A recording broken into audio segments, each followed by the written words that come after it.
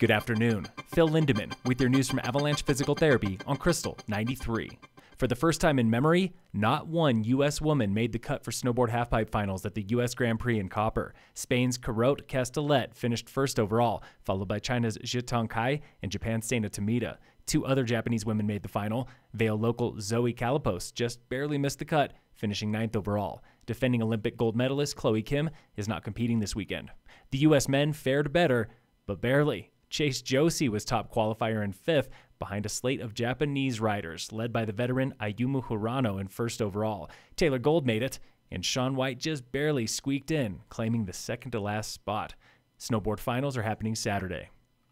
Today at the base of Peak 9 in Breckenridge, 9 adaptive skiers and snowboarders got the surprise of a lifetime through the Hartford Ski Spectacular. Spokeswoman Anne-Marie Lebrecq. We will be gifting 9 youth and adult athletes with custom fit equipment so that they can elevate their snow sport performance. So, what did they get? There are giant slalom skis, there are racer helmets, mono skis, and poles, the whole lot. Presenting the gear was two-time gold medalist Matt Scott with the Paralympic basketball team. I know my basketball wheelchair can run anywhere between $5,000 and $6,000, and not everybody can afford those things. With the Ability Equip program, there's no fear in that. Scott launched his Paralympic career with a donated wheelchair, and he was loving the chance to pay it forward today. This is my favorite part of the whole thing. It's going to be awesome. Joining Scott was adaptive triathlete Haley Dance from Colorado Springs, a two-time silver medalist. I'm an above-the-knee amputee. I lost my leg to bone cancer when I was 14. And so, yeah, I compete on a running prosthetic.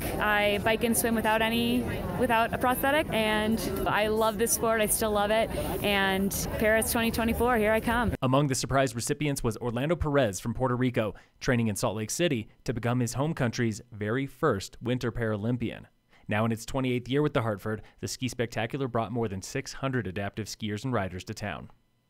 In sports, the Nuggets face the Spurs tonight at 6:30.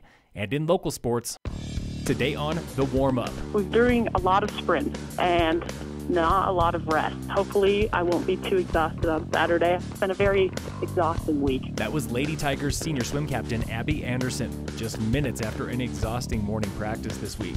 The team is down in Gunnison for a meet this weekend, where Abby hopes to do something she's never done before. My personal goal is to break a minute in the 100 free. But there is something bigger on her mind. Have most of the freshman girls come back next year. I feel like as captain, you kind of got to be that leading force, being like, hey, you guys are the future of the swim team, so come back. The Lady Tigers have already qualified 3 relays for the state meet, led by Abby, Ashley Lydell, Izzy Rowe, and Allie Kay.